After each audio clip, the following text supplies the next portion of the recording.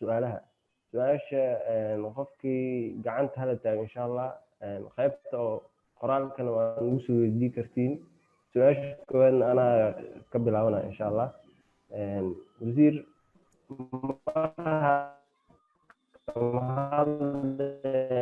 qaybta technicalka iyo shuruucda iyo wixii dhan markii la lameeyo oo siyaasadda la dejiyo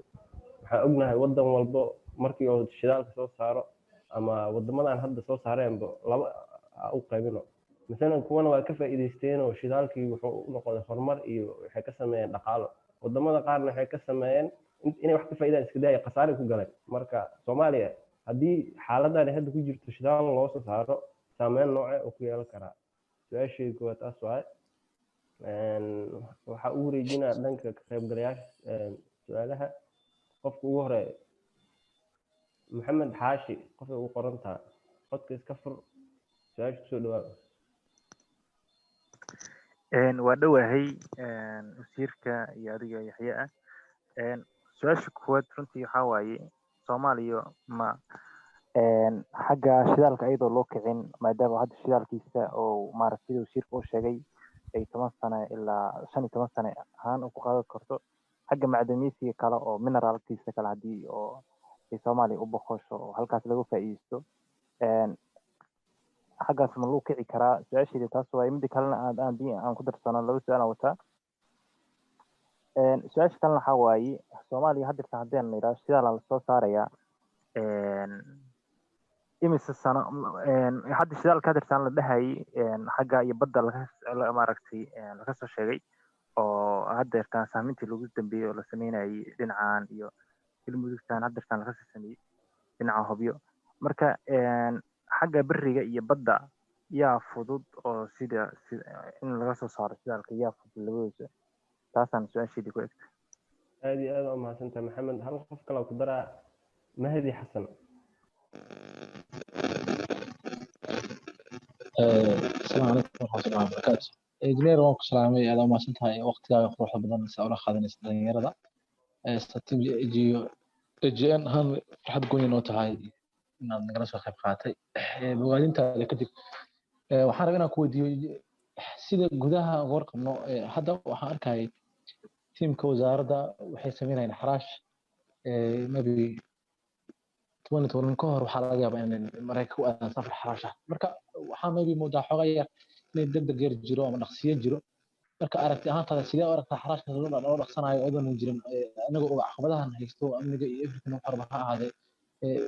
محا كده لنكرا محلها إن هذا وحبوشين تسكسكوا وما سنت وزير أنا سيدها أسقف إن شاء الله سؤالها كبعد قيبت لو جدينا هذا كوسوري وما سنت يحيى هذا عن كبل لابو horta macnaha formula la raaco oo leehaysa formula saduu wadanka sameeyo macnaha wadanku guuleystaa ama wadanka macnaha uu ku qasaaraa waxyaabaha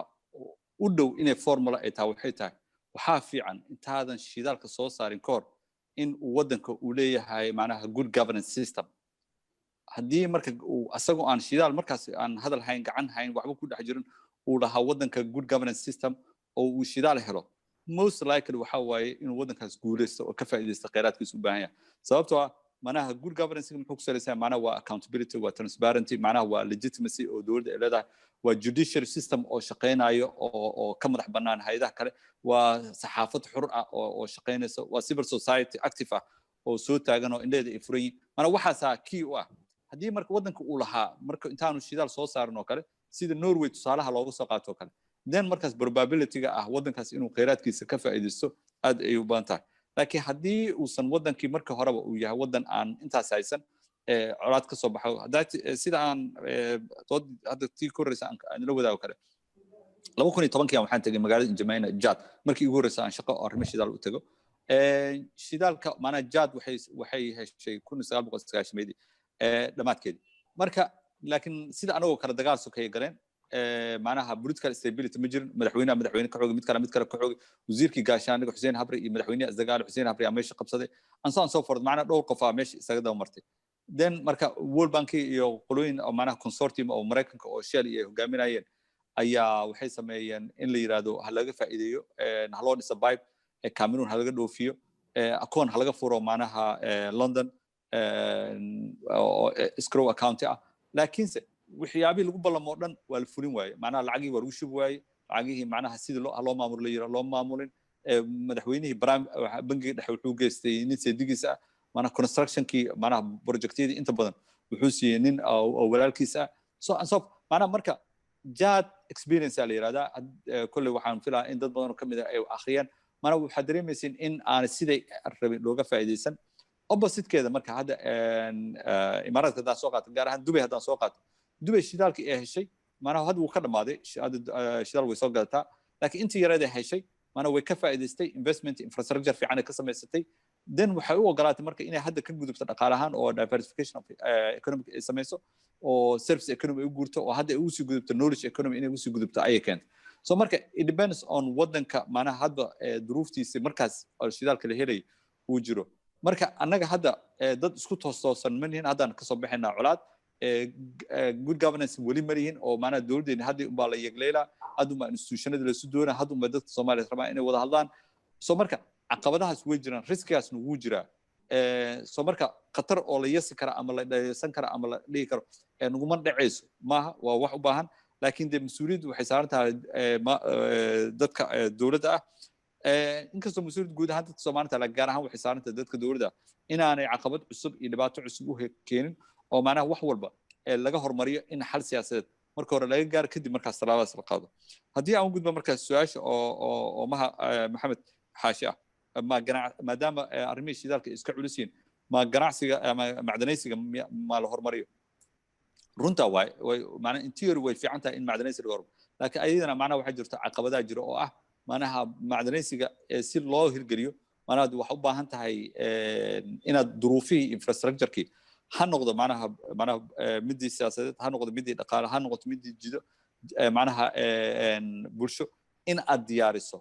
oo ay keeni karto in shirkadaha maalgashanaya kaba soo qaad haddii la yiraahdo ceelbuur oo kale tusaale aan soo qaato ama la yiraahdo macnaha buuliburto kale ama tusaale soo qaatay in aad weer oo Soomaali kamid ah macdan halaga baaro halaga macdanaysan la yiraahdo waa inay jiri karto duruufo ah mid siyaasadeed oo macnaha hal maamulo laga hadlo hal shuruuc laga wada hadlo macnaha jidadkii inay jiraan amnigii inuu jiro macnaha wax alaal wixii loo baahnaa inuu jiro sababtoo ah shirkadda macdanayska sameynayso dee ayada diyaar uma aha waxaasoo dhan inay ayada samayso macnaha dee suurtagal ma aha marka duruufahaas ayaa xoogaa waxay keenayaan inaan macnaha loo diyaarsanayn inaan macdanaysi ka faa'iideysano laakiin macnaha Soomaali potentially macdan badan way leedahay macnaha arrinta badda iyo bariga kee fudud macnaha amniga daraadeed in theory macnaha badda la doorbida Soomaali marka la joogo sababtoo ah macnaha barigii ammaankiisii macnaha waa ognahay duruufo adag ayaa ka jiro laakiin xoogaa badda inkastoo oo 2010kii macnaha ergeedii 2009 ilaa 2012 macnaha aad ay u jireen burcad badeed laakiin hadda macnaha ilaa xad way degan tahay amnigeedu waa fiican yahay soo marka macnaha waxaa la doorbidaa in badda laga shaqeeyo haddii aan u soo gudbo arrinta oo mahdi ah macnaha shidaalkii hadda maxaa license roundkan xilligan jiro oo macnaha duruufahan ay jiraan oo haddana uu jiro macnaha coronaviruskan uu jiro sicirkii oilkana uu dhulka jiro macnaha why oo loo sameynaa runtii macnaha waa su'aal aad u fiican macnaha runtiina mudan in macnaha mas-uuliyiinta hadda sameynaya hawshaas inay dadka Soomaaliyeed ay ka qanciyaan macnaha waa anigana waa kula qabaa waa arrin u baahan in dadka Soomaaliyeed laga qanciyo wayna sababtoo wax kale maaha macnaha dee sicirkii oo marketka waa for the first time oo macnaha almost zero price uu gaaray ama zero price uu gaarayba macnaha shidaalkii uu gaaray so marka noocan oo kale uu yahay negotiationka is not ideal time waqti ugu fiican maaha midda kale waxyaabo waxaa jirta annaga Soomaali haddaan nahay aan u baahannahay inaan soo dhamaystirno kale macnaha canshuuriyo kale inaan inta canshuurihii aan iswaafajino soo dhamaystirno waa waxyaabo aan looga maarmin arrimihii environmentiga iyo environmental agencies iyo regulationski waxyaabahaas oo kale marka aad ay u quruxsan tahay in inta waxyaabaha looga baahan yahay annaga aan soo dhamaystirno annagoo diyaarsan markaas aan khayraadkeennii ka faa'iidaysano waa talo aad u fiican waa mahadsantahay yaxay waxaa u gudbaynaa qaybta labaad qofka ugu qoran tahay Asad Cabdullaahi haddaana maqashid ملي مقلا قالوا مقلا سؤال سؤال جزاء وقال magacaygu waa Asad Cabdullaahi. Waxaan u mahadcelinayaa dhammaan kasoo qaybgalayaasha wasiirka. Dhammaantiin waan idin mahadcelinayaa. Marka su-aasha aan rabo haddii aan idin weydiiyo aan wasiirka weydiiyo waxa weeye waxa la yiraahdo shidaalka waa wax ugu badan oo laga hadlo iyo macdanta. Marka waxaa jiro waxa la yiraahdo waxyaabo kale sida gaas kale oo la helo oo on petrolka ahayn. Marka kuwaas ma ka jiraan dhulkeena ma laga helaa mise lagama helo? Su-aasheedu waa taas. okay su-aashaada fahnay. xuseen cabdi axmed kusoo ugu qorantaa. أولا السلام عليكم ورحمة الله وبركاته. نبضان يحيى أول أنا كل سلام يا وزير سؤال شيء ذي تاعي مادام أي عقبات بدن أي هوريا لا إن لفصل على الشدال سامد أجنها أرضي الصوماليات هدي جوجان دارك الصومالي جديسة هدي جرا أنت بدبا وحجرتا أرضي برتا علوم تنشوله جيها مركا سوالجمو يابو دارك الشيء إني واديك سدان أرضي ذا الصوماليات مثلا علوم تنبرتي in kheyraadka dalkooda loo adeegsado maadaama aysan jirin dowlad koontaroolsha dalka ama ka soo saarta macnaha kheyraadka dhulka misna shaqaaleysa ardaydaas. aad iyo aad waa mahadsantahay. hal su-aal aan ku dareynaa cabdullaahi maxamed qof ay ugu qoranta haddaana maqashid codka iska fur. okay faysal miya faysal haa faysal haddaana maqashid الو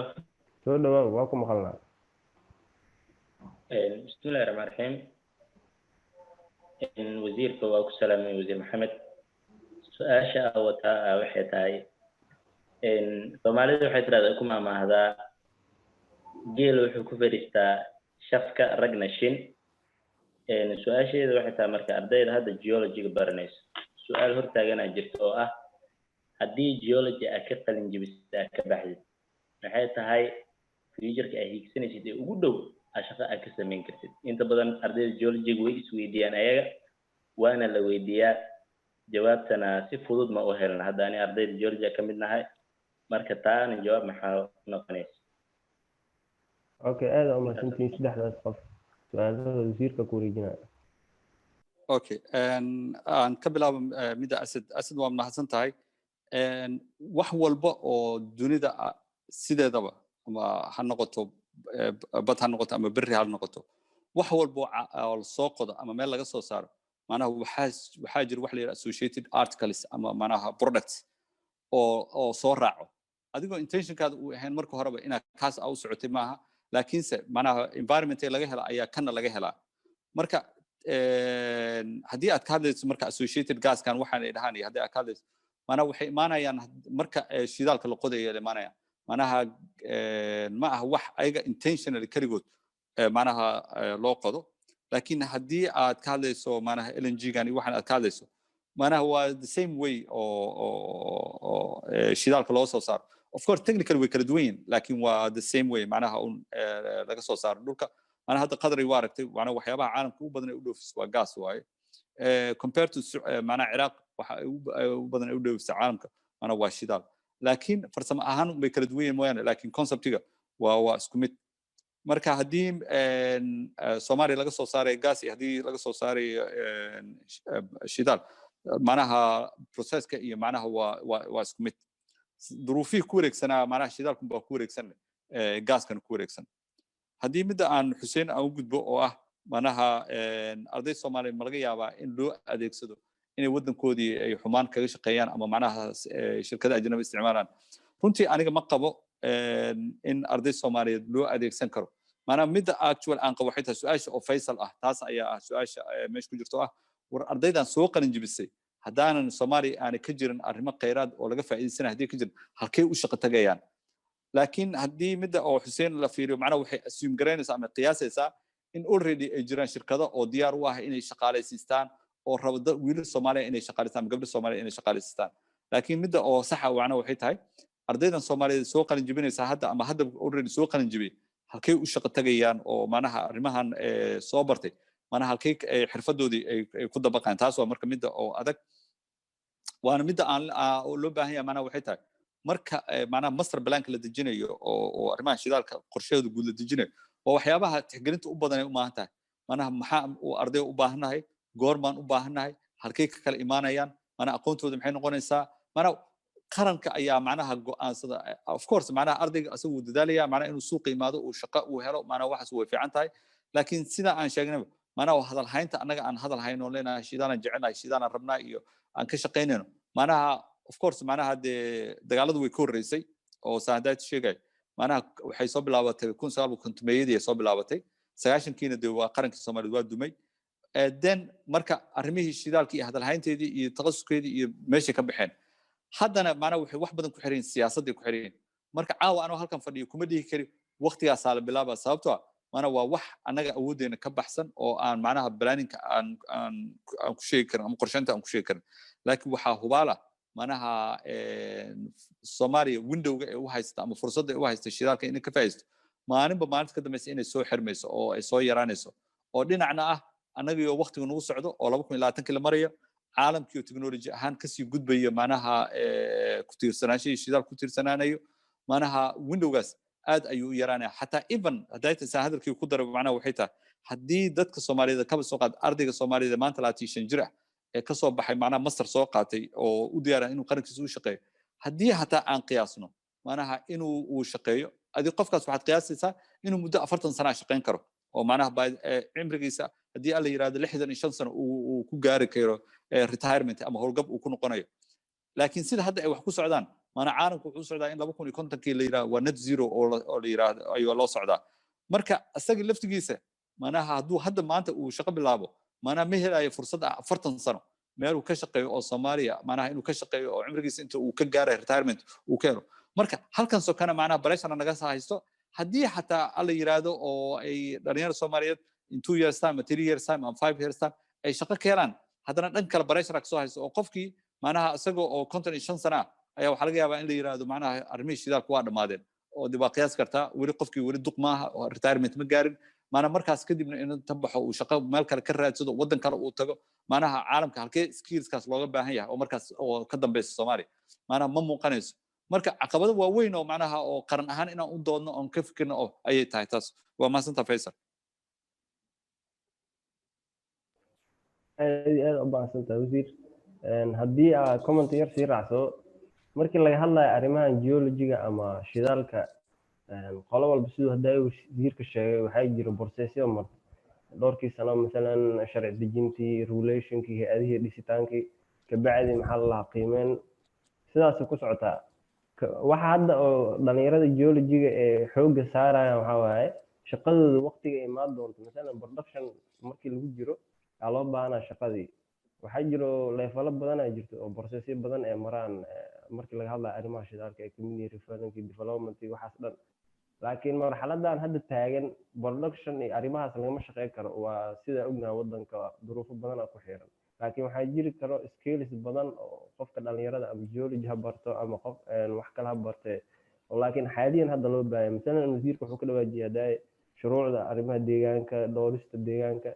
shuruucyo lamid ah in la sameynayo health and safety iyo soo galayso koorsooyin waxaa jira lamid ah health and safety dad ku takhasus qofkii oo geology barta hadda taasoo kale soo qaato ama GIS oo ka hadla waa GIS maadadaas oo kale qofkii ku soo takhasus asana waa loo baahan yahay waa skills hadda loo baahan yahay markii planning la dejinayo wax kale marka dhalinyaradana kala lahayn in xirfadahaas oo hadda wadanka u baahan yahay main geology adoo baratay waxaan kale ku sii dhex baran kartaa marka aad u mahadsantihiin su'aalaha aan ku laabanayna insha Allah Amin Gio qof ugu qoranta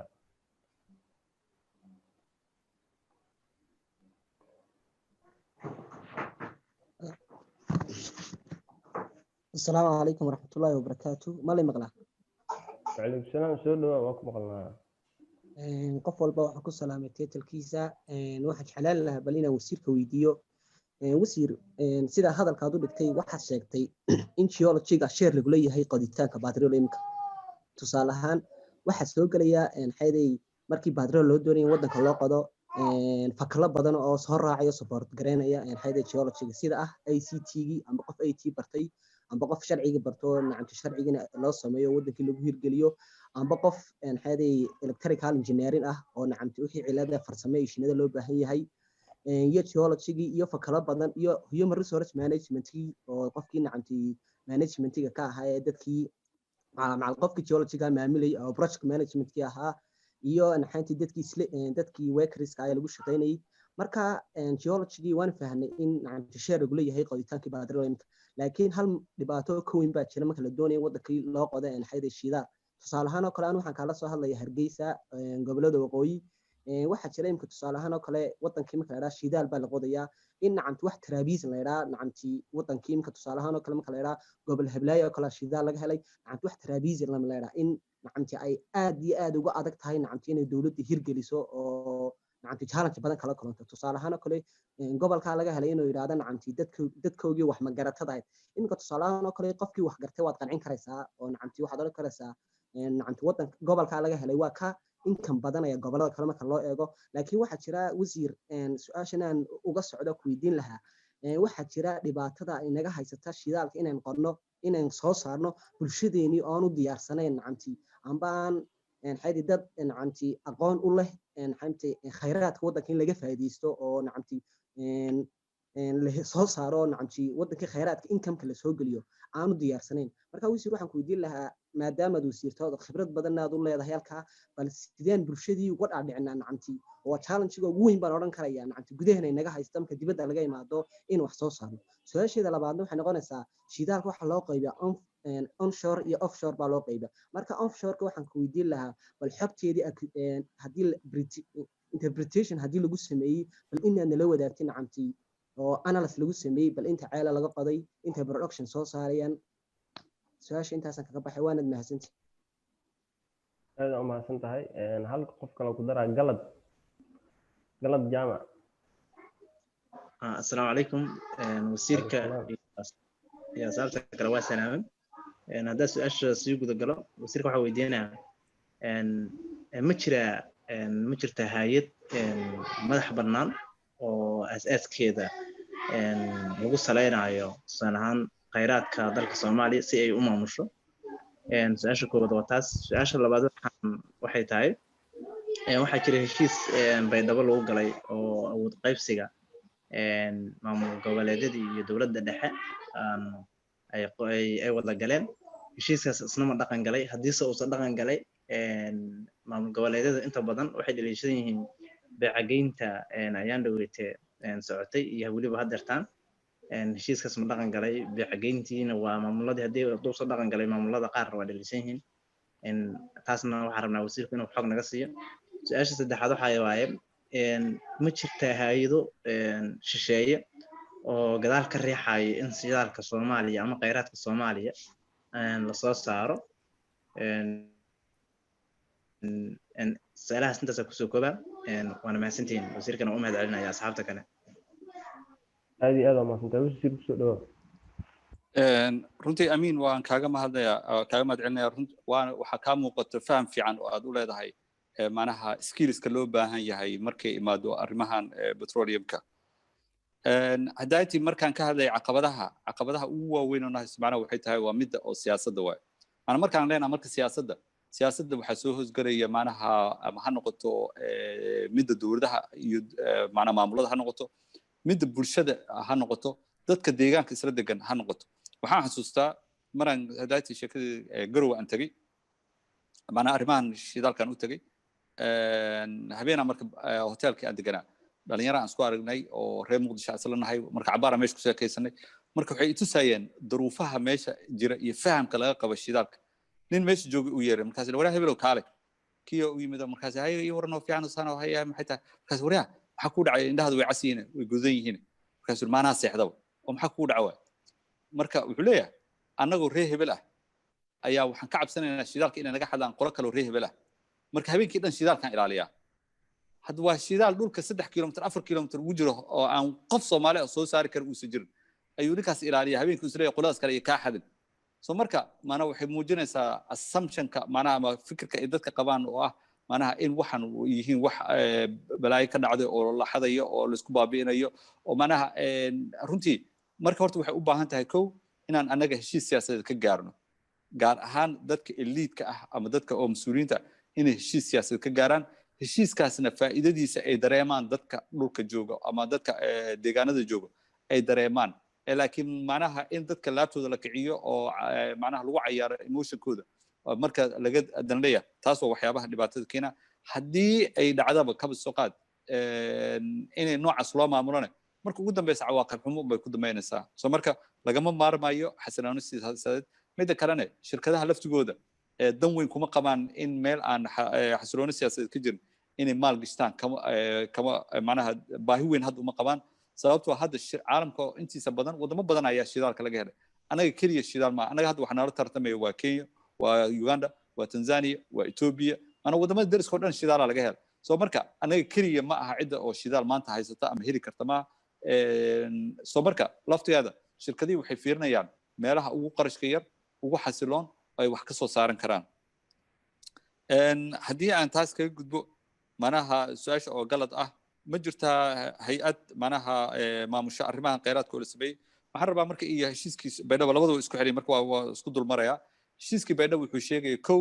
in la sameeyo golaha kheyraadka qaranka in la sameeyo oo ay xubno ka yihiin madaxda dowlad goboleedyada uuna hogaaminayo prime ministerka meeshaas ayaa ah meesha madasha lagu go'aamiyo arrimaha shidaalka iyo ama arrimaha kheyraadka oo dhan maana shidaal kaliya arrimaha kheyraadka oo dhan horta hay'addaas waa hay'ad ugu sarreyso then markaas kadib ayuu macnaha wuxuu leeyahay waxaa la sameynayaa Somali Petroleum Authority iyo Somali National Oil Company oo ay boorkeed ku wada jiraan dowladda dhexe iyo dowlad goboleedyada ay ku wada jiraan oo aydan waa meesha labaad oo ah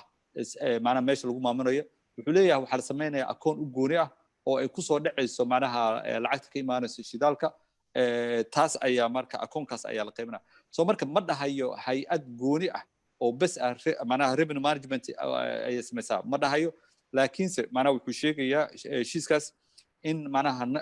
golaha amniga golaha kheyraadka qaranka uu yahay hay'ad ugu sarreyso oo arrimaha shidaalka iyo arrimaha kheyraadka oo dhan ugu sarreyso then markaas kadib la sameynayo Somali Petroleum Authority-gaas la sameynayo Somali National Oil Company la sameynayo akoon bangiga dhex laga furayo lacagtaas ku soo dhacayso soo marka dabcan waa loo baahnaan doonaa macnaha oversight inkastoo hadda uu jiro guddiga kheyraadka macnaha baarlamaanka uu jiro laakiin waa suurtagal ah jaad oo kale macnaha waxay samaysatay hay'ad u gooni ah oo oversight ku samayso sida lacagahaas loo maamulaa loo qaybinaa la socoto marka waa suurtagal in gadaal laga sameeyo laakiin hadda heshiiskaas macnaha kuma caddo inay si gooni ah wax loo sameynayo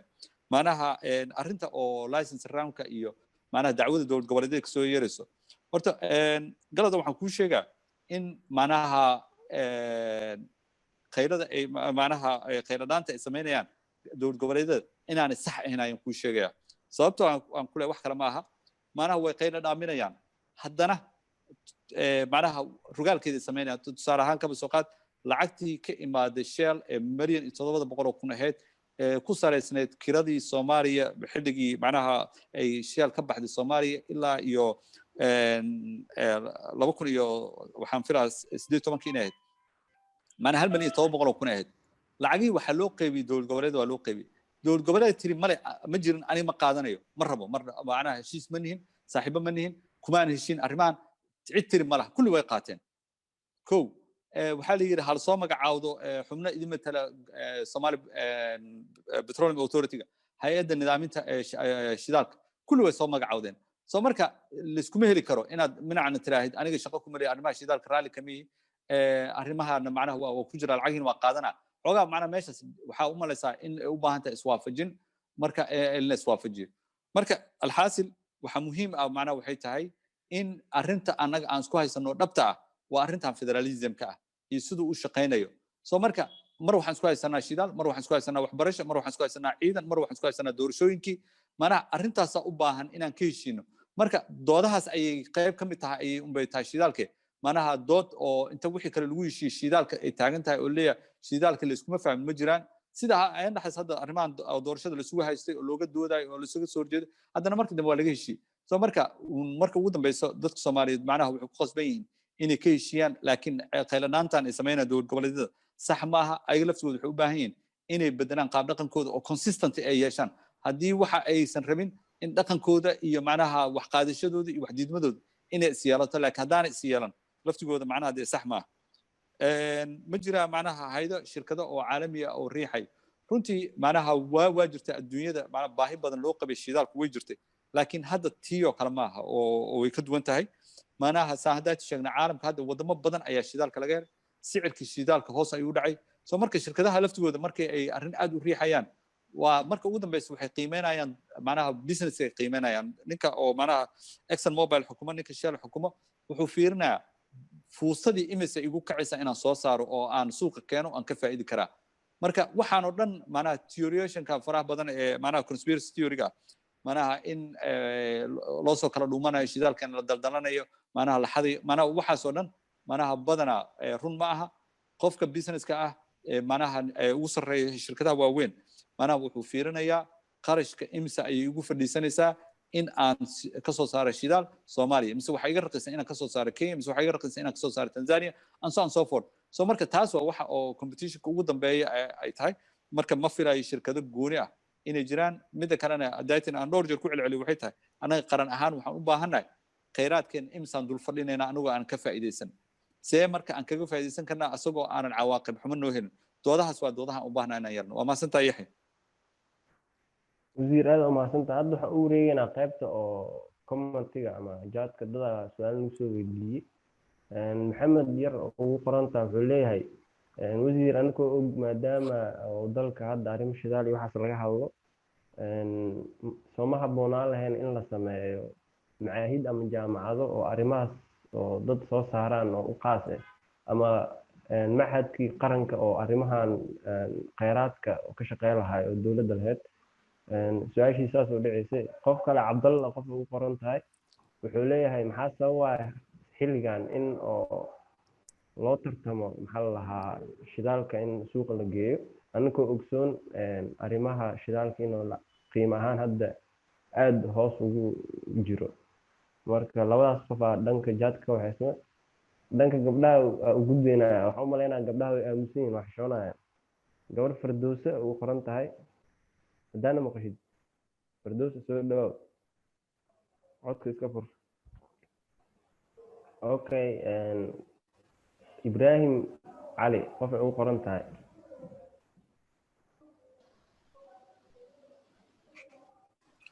السلام عليكم ورحمة الله وبركاته وعلي مغلا سوما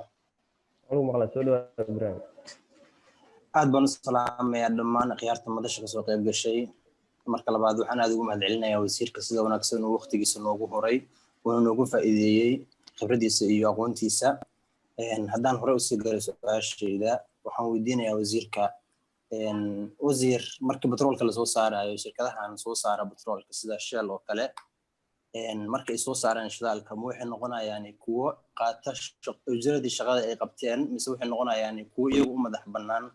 sifeynta shidaalkaas meesha lagu soo sifeynayo shidaalka iyo petroleum productska kasoo baxa laga soo saaro crude oilka kuwo iyagu suuqgeyntooda u madax bannaanaanaya mise dowladda ayaa u madax bannaanaanaysa suuqgeynta shidaalkaas sifeynta meesha lagu soo sifeyn lahaa iyadoo eegaysa meesha u cashuur yar iyo wadamada siyaasadaha kala dhexeeya haddii marka ay su-aasha labaad waxa weeye su-aashan aan hadda soo sheegay jawaabteeda ay ku xiran tahay haddii ay tahay shirkadaasi soo saaraysa petroleumka iyadoo mid u madax bannaan suuqgeyntiisa iyo sifeyntiisa soo laga maarmaan noqon mayso inay jirto hay'ad soo saarta hay'ad dowladda ah oo kantaroosha daily yield-ga ay soo saaraan ay ka soo saaraan waa su-aasha labaadna waa taas aad baadna u mahadsantahay aad u mahadsantahay Ibrahim wasiirka ku wareejinaya saddexdaas qof waad mahadsantahay Yaxya maxamedow way jiraan macadyo ama macnaha heerar kala duwan jaamacadaha oo haddaba soo saara arday baratay arrimahan macna badanaa waxa laga yaabaa marka shidaalka qofka inuu geology ku soo boodaye macnaha ha noqoto IT sida hadaati uu ka dhawaajinayay amin ama ha noqoto data management ha noqoto ama ha noqoto way jiraan macnaha hay'ado oo support gareynaya iyo kuwa toos u saameynaya shidaalka oo haddaba wax soo saaro jaamacadda ummadda waxay leedahay hadda department ay leedahay banaadir macnaha jaamacado badan ayaa jiro hadda oo soo saaro ama dadaalkeeda wada inay soo saaraan arday baratay areadan so marka hadda maaha hadda dad badan waxay ka dacwoonayaan waxay tahay war ardaydii soo baxda halkee geynaayo hadda su-aasha ma ahayn macnaha arday ma jirtaa oo lasoo saarayo so taas ma haddii aan usoo gudbo macnaha arrinta cabdalla waa hadayti waxaan maraynaa su-aashaan taabto waa su-aal muhiim ah oo ay u baahan yihiin mas-uuliyiinta hadda joogo oo hadda xaraashka wada inay ka jawaabaan oo ah macnaha why now macnaha maxaa hadda keenaya in ayadoo uu jiro coronaviruskan uu jiro macnaha sicirkan shidaalka oo hoos u dhacay maxaa hadda keenaya license roundka waa su-aal u baahan qaranka Soomaaliyeed inuu ka hadlo oo la iska qanciyo haddii aan usoo gudbo arrinta oo Ibrahim uu ka dhawaajiyay Ibrahim macnaha Soomaaliya anaga hadda ma lihin refinery facilities ma lihin macnaha diiba ay dhacdaba in macnaha Soomaaliya shidaal ay soo saar ay stage-kaas ay gaarto waa arrin u baahan hadda kadib in laga fikiro oo macnaha refinery see loo sameynaa la yiraahdo laakiin most macnaha muuqaalka hadda muuqdo macnaha waxay tahay in crude oil-kii la gadayo dabcan macnaha crude-ka marka oo dhulka laga soo saarayo macnaha dee cabir ku socdaa xisaab ku socdaa ma aha wax inta la iska qaato uu qof u dhahayo aniga intaasaa soo saaray ma jirto qaabka macnaha oo Soomaali macnaha regulatory-ga agency-ka ay shaqadeedana ay tahay waa taas inay la socoto macnaha shidaalka la soo saaraya iyo accounting-keeda laakiinse haddaad fiiriso Nigeria waxaan maraynaa Nigeria hadda unbay refinery samaysanaysaa almost 50 sano hadda ugu dambeynay shidaal way soo saaraysa oo crude oil-kii soo saarta ayaa meel kale la geynayay dib ayay u soo iibsanaysaa macnaha in ideal world Soomaaliya macnaha refinery way ku fiican tahay hadda korna way lahaan jirtay oo Soomaaliya Iraq ayaa jirtay oo meeshan jaziira agteeda ay ku taalay maanta waxay soo saari jirtay refine gareyn jirtay ilaa iyo 10,000 oo fuusta ayay potential capacity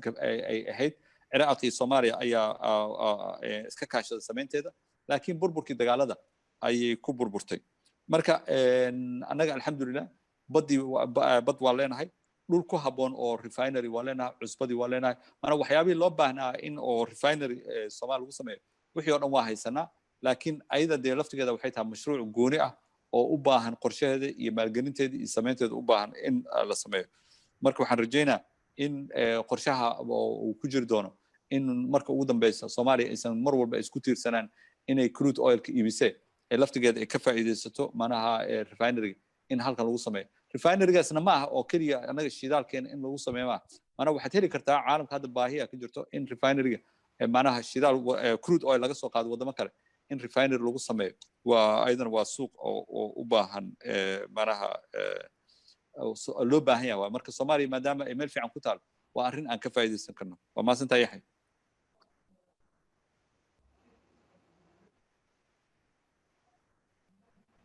barnaamijka qaybihii dambe soo gaarnay ugu talagalnay saddexdan qof ugu dambeeya waxa uu ahaa siinayna wasiirka ka bacdi arrimihiisa iyo gabagabada ku wareegi doonaa cabdirasaaq axmed qof ugu qoran tahay السلام عليكم waxaan aad ugu mahadcelinayaa su'aasha gudub gab wasiir waxaan aad ugu mahadcelinayaa wasiirka iyo hay'adda soo qabanqaabisay barnaamijkan su'aasheedu waxay tahay yani Soomaaliya shidaalkeedu wuxuu soo bilowday waqti hore ilaa 1940kii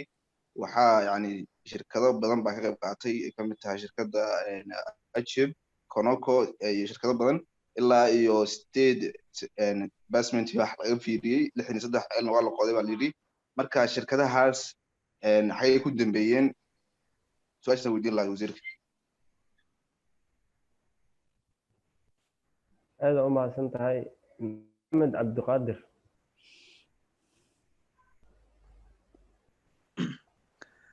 مالي مغلا السلام عليكم انجينير السلام عليكم ورحمة الله وبركاته والسلامي دمان أخيارت برنامج كسو قيب قشي waxaan si gaar ah u salaamay saacadda wasiir iyo hay'adda soo qabanqaabada barnaamijkan haddaan u guda galo su-aashayda koowaad waa talo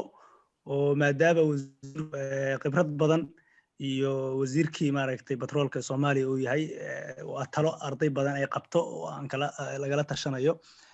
saacadda wasiir waxaa jirta arday badan oo hamiga iyo jacaylka geology-ga kusoo hana qaaday oo isku dayay inay maaragtay geology-ga bartaan oo baajahan u diyaariyay oo jacayl ay u qabaan iyo xirfad ay rabaan inay ka dhigtaan intaba ku talagalay laakiin markii dalkii hadday noqoto iyo haddii dibaddii noqotaba ay ka barteen geologigii caqligoodiina isku gaaray ayna dareemeen in xilligan wixii ka dambeeya ay u baahan yihiin inay xirfad samaystaan ay dareemeen in Soomaaliya batroolkeeda iyo arrimaha la xiriira geologiga oo dhan in uu aad gaabsi uga jiro maadaama dawladna aysan jirin maaragtay maanta shidaalkii iyo waxyaabihii dhammaayo arti science-ka ku saabsanaayo shaqada ahayd ay aad u jiifto company loo shaqo tago oo maaragtay companyyaal private ah iyo maaragtay kuwa dawladdu maamushaba intaba maaragtay u shaqo tagi karin sidoo kale aysan awood u lahayn inay sameeyaan waxa la yiraahdo mineral collections oo ayagu inta baxaan maaragtay wadanka meesha ay rabaan ka tagaan mineral collection sameeyaan si fiican u hagaajiyaan ay adduunka ka iibiyaan oo exception inta sameeyaan ay adduunka u bandhigaan ay dhaqaale ka sameeyaan oo aad dareemi kartaa maanta wadankii haddii aad maanta maagto inaad mineral maaragtay collection aad isku daydo inaad sameydo ama bur aad tagto ama meel maaragtay geology area ah in lagu leeyahay areadan reer hebela iskale ama group hebela u xiran tahay yaa ku yiri wax ka baaro marka taas aawadeed ardaydii waxay keentay mar allaale markii badgekii qaateen inay masterkii ay xirfadoodii ay ka bedeshaan marka su'aasha aan u dan leeyahay waxay tahay wasiirku wuxuu kula talin lahay maadaama maaragtay war Soomaaliya hadda arrinteedu xagga maaragtay careerkaas waa soo daahaya hadday maaragtay dhalinta ay isku dayaan inay xirfad kala sameystaan inuu soo dhaweeyo bas inuu yiraahdo qofkii maaragtay ardadaasi waa dhiirigelinaya oo maaragtay rajo fiican baa laga leeyahay arrinta maaragtay barnaamijkoodan xoog ha saaraan geologiga hadday badge iyo master tahaba taa waa talada wasiirka markii loo fiiriyo dhanka khibradiisa su'aasha labaad arrinta labaad waa su'aal waxay tahay dhowr jeer waxaan maqalnay laakiin ma hubno caddeyn uma hayno in wadamo shisheeye ama dad private ah tusaale ahaan wadamada Iran dad ka imaaday dad wadamada Yemen wadamada Carabta ganacsato ama dad ka yimid ay sameeyaan in maaragtay wadankii ay macdama ka qaataan oo dadkii ay lacag hoose mararka qaar ay ku siiyaan mararka qaar ayaguba intay yimaadaan ay research iyo maaragtay analysis inta sameystaan macdantii la baxaan tusaale ahaan hadda dhowr jeer waxay soo gaartay deegaanka Dhuusamareeb oo kale in dhowr mar niman Iiraaniyaan inta imaadeen ay baaranayeen macdanta waliba tooda ugu muhiimsan marka dawladdu maxay kala socotaa saacadatu wasiir intii xafiiska uu joogay arrinta maxaa ka soo gaaray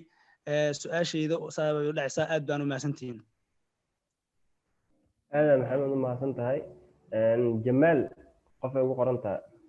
جمال هدانا مغشيد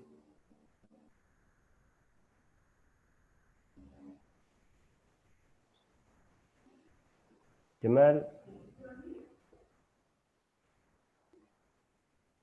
أوكي قفة قدام بي أو نصيبكم هذا عاب برنامج كين أو سؤالها الوزير كلوي دي مستر داهر محمد هدانا مغشيد أتكس كفر السلام عليكم ما مقشان أوكم أخلنا سلوا مدن وزير أدينا السلام يا يحيى waxaan weydiinayaa wasiirka su'aal ah ma jirtaa hay'ad oo investigation ahaan oo geology ku saabsan oo ah sida wax kasta company ama waxyaalahan ka soo qaado hay contract la gashid ama wax kasta waayo wasiirka wasaaradda macdanta ama wasaaradda petroleum ama shidaalka ama macdanta hay'ad u qosaysan xagga investigationka oo ka warqaba macdanta iyo shidaalka wax kasta environment dhulka Soomaaliya xog ka aruuriyo maadaama dhac karto contract la gashid company-yaal ama waxyaalo waxa jiri kara ina qiyaamo ama in legal ah si hadda macdanta waddanka Soomaaliya markasta waa la baxaa laakiin laga warqabo laakiin hay'ad u qosayo oo shaqadaas qaban karo wax walba oo waddankan oo ka warqabo wax kasta investigation ah ma jirta hay'ad ama investigation ahaan u samaysan oo Soomaaliya ama hadda qorsheynta ma haysanba هذه أما سنتهاي وزير سؤالها أنت قدام بيسواي إن شاء الله بسودوا وما سنتهاي قبل أبو محمد وجعلان لها إن كله عاوة مستقبل كان سو فيريو ماشى سل هذا ديال هذا أفر سنة كدب شان سنة كدب معناها رنساسين قنيسا هداية هذا الكيس اللي كجري معناها الشرع كان سمي سنة وري شدال كلا بكون سديدي مركي آد لو ريحي أنا همي wuxuu ahaa in arrimaha shidaalka la bilaabo taasaa keentay waxaa la sameeyay waagaas Somali National Oil Company registered ana hamiya jiray laakiin duruufahani way saamixi waysay in aan arrimahaas howl galno 12 sano kadib oo hadda aan joogno 2020kii maanaha wali tallaabo weyn umaanan qaadin dhanka macnaha sahminta iyo soo saarkii shidaalka umaanan qaadin oo weli waxaan ku mashquulsannahay macnaha siyaasaddii iyo shuruucdii saan u samaysannahay iyo heshiiska saan u samaysannahay ayaan ku mashquulsannahay marka arday Soomaaliyeed maanta inaan dhaho macnaha adeer saasay noqonaysaa 2 years time 3 years time 5 years time runtii aad u adag tahay waa mas'uuliyad aad u weyn aanan dhihi karin macnaha exactly saasay noqonaysaa rajada macnaha lagu wada jirto macnaha waxay tahay inaan Soomaaliya isan gadaal u laabanin ee hore u socon doonto haddii la yiraahdo aan ka faa'iideysan doono kheyraadkeena oo aysan kheyraadkeena culays uusan noo keenin laakiin hadda sida uu sheegay Yaxya macnaha ama waxa jirto waxyaabo oo complementary ah oo macnaha ama macnaha sorry complementary transferable skills ah macnaha oo qofkii uu si isticmaali kara inta macnaha duruufihiisi laga ay ka saamixayso macnaha markay noqoto hadda kama soo qaad ama IT-ga kale ay noqoto ama ay noqoto negotiation skills ka kana noqoto general management ka noqoto governance issues ka noqoto planning macnaha commercial ka noqoto legal ka noqoto waa waxyaabo macnaha qofkii macnaha uu isticmaali karo macnaha arrimaha petroleumka wax ka baxsan arrimaha petroleumka uu isticmaali karo soo marka uu de qofkii wuxuu ku macnaha marketka go'aamiyo shaqada loo baahan yahay iyo waqtiga loo baahan yahay iyo mushaarka uu siinayo waxa go'aamiyo suuqa go'aamiyo ma wax ay dawlad go'aamin kartana ma wax ay shirkad gooni go'aamin karta ma suuqa ayaa go'aamiya dabcan of course suuqina maana hadda suuq abuuran oo leeyahay qofka geologistaha oo maanta Soomaaliya jooga maana mushaarka lagu rabo waa ka soo qaad intaas leeyahay ma jiro marka laakiin inta taas laga gaarayo inuu qofka uu isku dayo inuu bal macnaha uu samaysto macnaha transferable skills ah oo hadhow u keenaya inuu arrimaha petroolka u soo wareego markuu u baahdo sahdayti sheegay macnaha legalka planning commercialka HR-ka admin and finance-ga IT-ga macnaha data management-ga waxaan loo yaqaano negotiation skills general management all this waa waxyaabaha